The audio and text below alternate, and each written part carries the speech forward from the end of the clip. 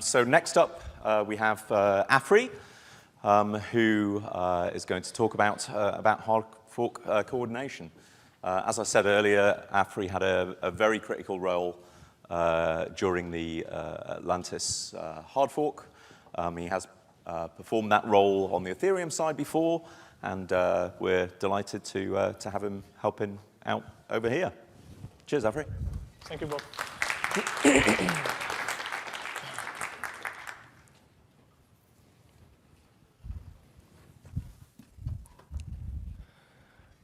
Yeah, good morning, Vancouver. Now, we already heard 3 very visionary talks, and I'm going to try to wrap this up a little bit by adding some action items to Ethereum Classic. We've heard it before, the vision of Ethereum Classic is quite fundamental. Ethereum Classic is supposed to be the backbone, the key component of the decentralized web, and basically the most important infrastructure we have for building unstoppable applications. How did we get here? Of course, by following certain principles. Previous talks already outlined them. I will just wrap this up. Ethereum Classic is decentralized, among others. It's decentralized in technology, but also in community. It's secure, trustless, and verifiable. And it provides a very low barrier of entry by honoring and respecting proof of work, which basically allows every CPU to have a voice in the network. The ledger, the underlying ledger, is immutable, and governance exclusively happens off-chain or not at all. By honoring these principles and this vision, Ethereum Classic was created in the first time by consequently opposing irregular state changes.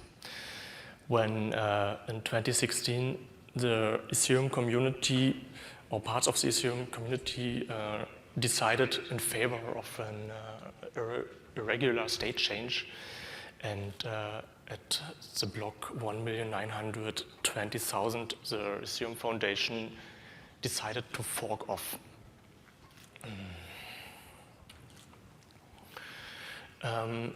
Now I want to talk about the roadmap of Ethereum Classic, about the technical roadmap. This requires me to also take a look back at the previous milestones, because there are some interesting patterns I want to reveal.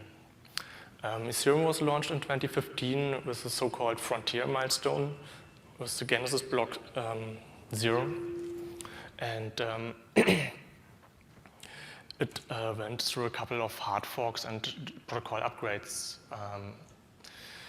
The first of them was the introduction of the difficulty bomb, which is especially for Ethereum Classic later quite important, and at block 200,000. And the first major protocol upgrade was the Homestead hard fork in early 2016. And then the Ethereum Foundation network forked off, and protocol development on the Ethereum Classic side kind of stagnated. We had 4 more hard forks in 2016, 17, and 18 that mainly dealt with monetary policy and difficulty adjustments. The latest was the diffusal of the difficulty bomb in 2018. Interestingly, there was no real upgrade actually targeting the protocol layer, except from difficulty in block formulas. Whereas, meanwhile, the Ethereum Foundation network came along with regular protocol upgrades and improvements and fixes, most importantly, Byzantium in 2017 and earlier this year with the Constantinople milestones. But you already heard it, Obviously, and hopefully you are aware that Ethereum Classic upgraded to Atlantis this year. We finally managed to come together and have our own very own protocol improvement upgrade. And Atlantis brings back some basic compatibility and interoperability between Ethereum Classic and Ethereum Foundation networks by introducing the remaining EIPs of the Spurious Dragon and Byzantium hardforks. And yeah, it was activated just a couple of weeks ago.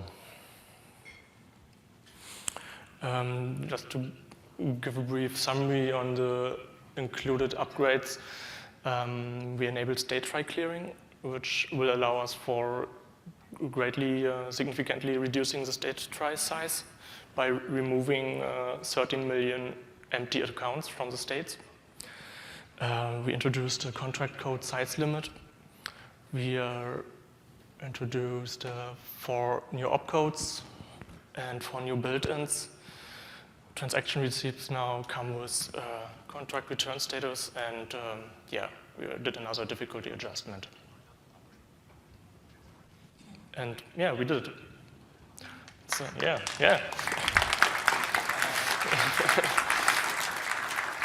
My emojis are not as fancy as Anthony's, but yeah, I hope you can appreciate it. Yeah, that's when it happened 3 weeks ago.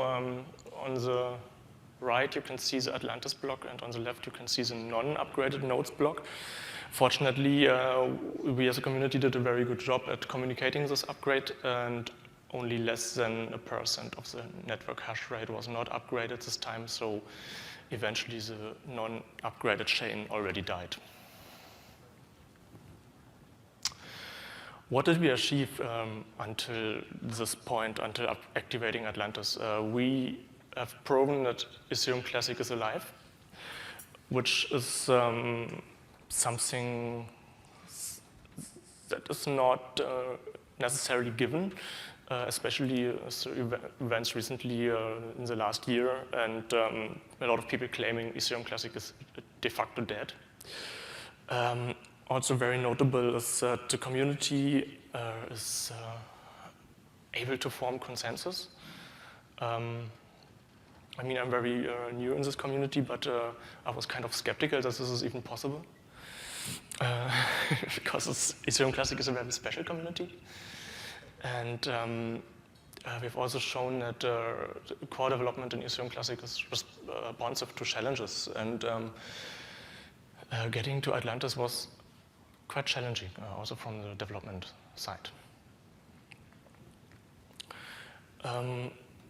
Taking a look at clients supporting Ethereum Classic right now, we have Parity Ethereum, naturally supporting Ethereum Classic from day one, from day 0. I believe Ethereum Classic was the first, Parity Ethereum was the first client actually supporting Ethereum Classic. But also that multi-gas is on Atlantis now. It was for Parity and for multi-gas, it's very easy to support Atlantis because all the introduced features of Byzantium already are in the code base for Ethereum Foundation network. And we managed, with the help of the amazing ShameSafe team, to fix Gas Classic and to upgrade it to Atlantis eventually in time. Unfortunately, we lost Mantis on the way here. Yeah, so we are with 3 full node implementations for Ethereum Classic right now. And we have a lot of amazing tooling available, so this development community is really busy this year. In addition to Gas Tracker, we have Block Scout, we have the Jade Explorer, we have interesting projects like Ethernode, Ethercluster. We are building an OpenRPC spec. And did you know we have 6 different Ethereum Classic testnets? No. So you should come to my Ethereum Classic testnet talk later today. Yeah. But now what? Why I'm standing here? What shall we do in the future? And I'm happy to announce Agatha Hardfork, which is not yet set in stone, but I believe everyone in this room or in this community will look forward for further protocol upgrades.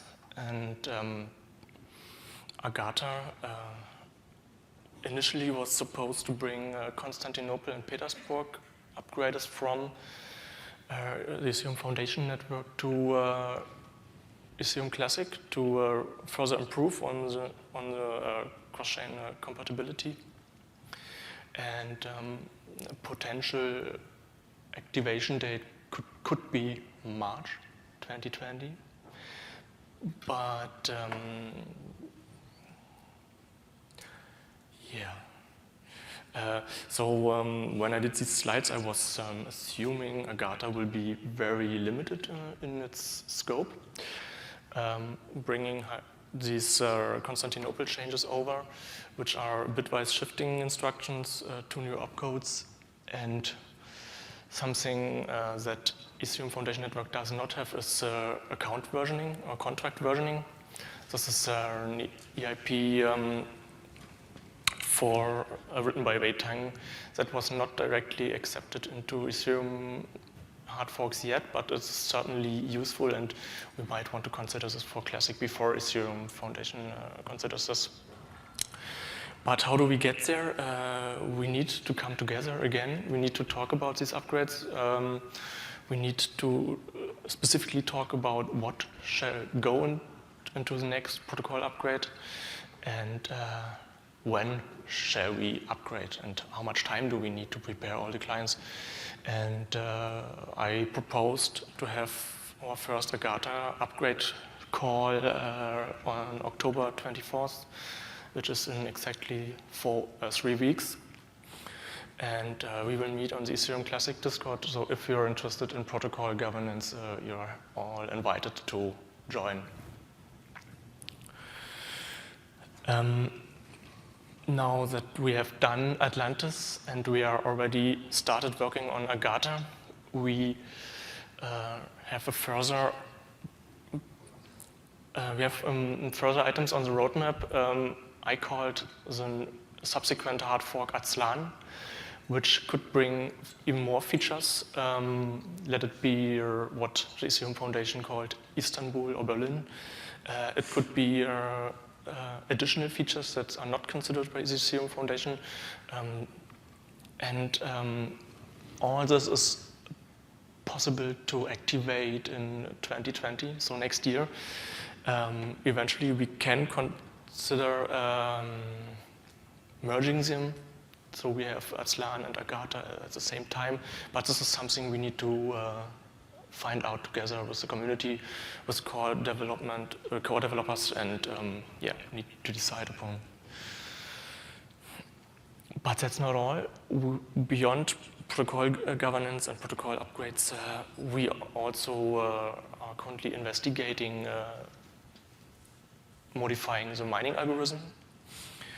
Unfortunately, Christy is not here to talk about POW, but Alex is here to talk about SHA-3. He's been working on a SHA-3 network, we have massive options. We could consider basically anything that proves suitable for ASIC resistance, even random X. So parity Ethereum has been around since day one, and it will be around for a while. We might need to support the parity team by maintaining it. Multi-gas is more active than ever, and it's very stable. It would be nice to have Ethereum Classic support in Foundation gas upstream, which would be, I personally believe it has a lot of potential to collaborate on one client for two networks. The same is true for Hyperledger's Byzantium. I strike through Mantis because I believe even if we salvage this code base, it's not worth the effort to continuously maintain a client. unless we find a really big team that's willing to do this. And I also strike through Guest Classic because I really hope we can finally get rid of this client, because it's yeah, how to put it nicely, it's a risk. Yes. So just on Mantis, there is a really big team. It's just not working on it. Okay, but my answer there is persuade IOHK back into the ring. okay, That's the answer. So I'm a big fan of client diversity, and I believe it's good to have. But I also believe that unless there is a big team behind it, consistently maintaining it, we should be careful with like just having more clients. And I hope we can, I hope we do not try to get classic guests through the next upgrade. And beyond that, you can only speculate. There are a lot of interesting options out there for Ethereum Classic. Eventually, once Ethereum Foundation moves to proof of stake, Ethereum Classic might become the most significant proof of work EVM chain. We could provide Ethereum users migration paths for, instead of moving to Ethereum 2.0, to move to Ethereum Classic. This is something we could consider. We could consider merging other EVM chains into Classic. Options are,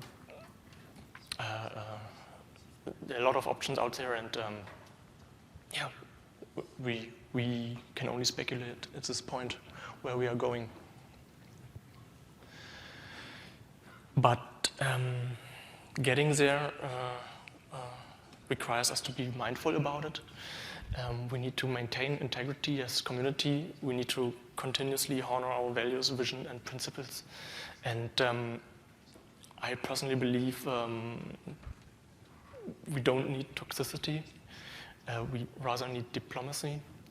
We need more collaboration, less competition, and we need to be the open minds working on open protocols, building open software. And this will make Ethereum Classic future-proof. Thank you. You can find me on Discord and Crypto Twitter, and you can ask me questions.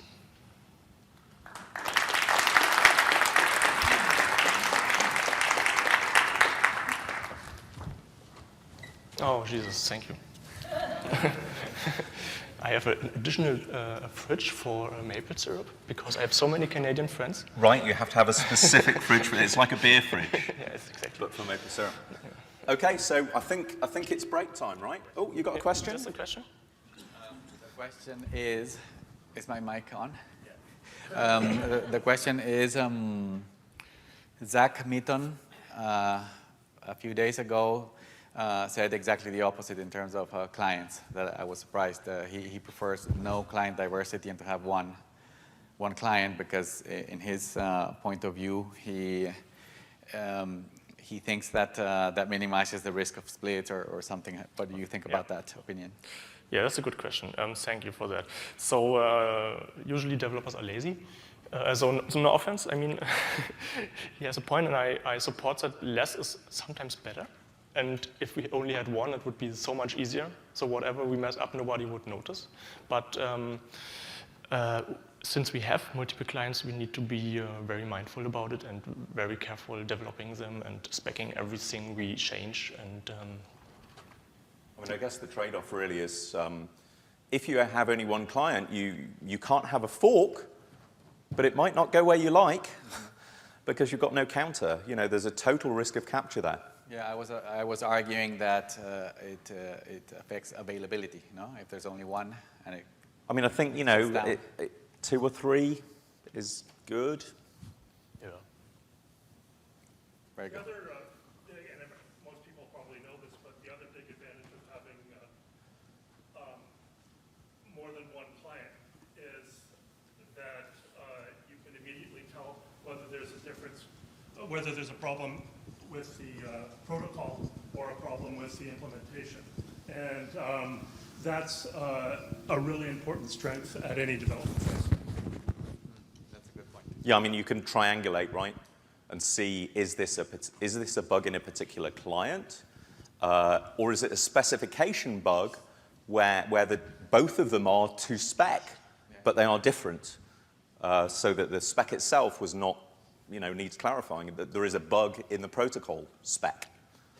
And without multiple clients, you can't do that triangulation.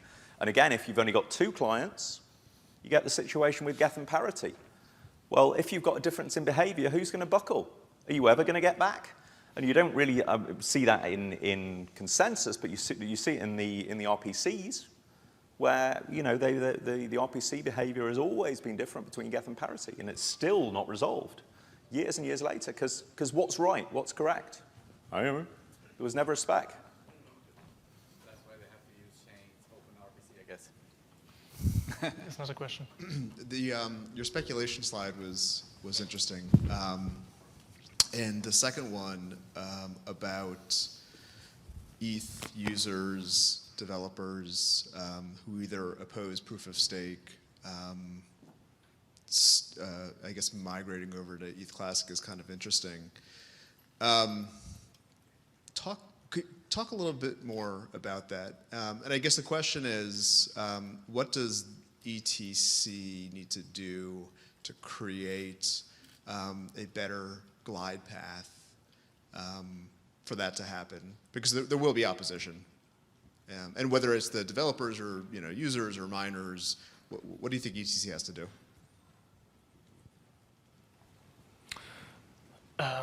Yes. This is probably the most speculative item on my slides, and there's nothing specified yet. And I would imagine that, for instance, you could do something like, you deposit some ETH into some kind of burner contract to signal that you want to migrate to Ethereum Classic. And we as Ethereum Classic can consider, is this something we want to offer? And might to create like an interface on Ethereum Classic side to allow coins or people to transfer to our ecosystem. But this needs work, obviously. And I really enjoyed reading this EIP written by Wei Tang, which actually offers to merge EVM chains, the state of EVM chains, which is a much cleaner way of offering such a migration path. But this is very far future, and it needs a lot of research. So he's talking on that later. Oh, amazing. So Wei is talking on that later. So you should not miss his talk. So thank you.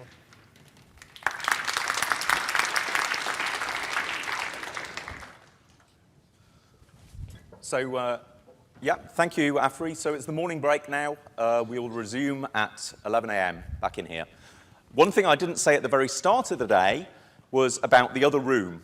So there is a second room next door to us, and there are 2 one-hour slots there where it's open for lightning talks. So there are 8 15-minute slots available each day where the room is dedicated to anyone who wants to give a talk or a demo of anything.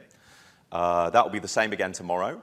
For the rest of the day, there are tables, there's power, sit down, show people stuff, work together, whatever you like.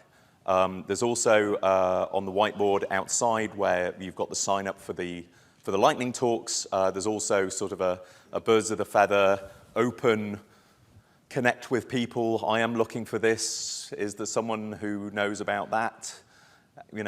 On any kind of topic. So find your tribe that way. If there's a specific kind of person or people doing a thing or with interest in whatever that may be, feel free to use that board to locate them. The hashtag that we've been using on Twitter is just hashtag ETC Summit. And that's the Wi-Fi here as well, if anyone has not worked that out yet. There's no password or anything. So we'll resume again at 11. Thank you.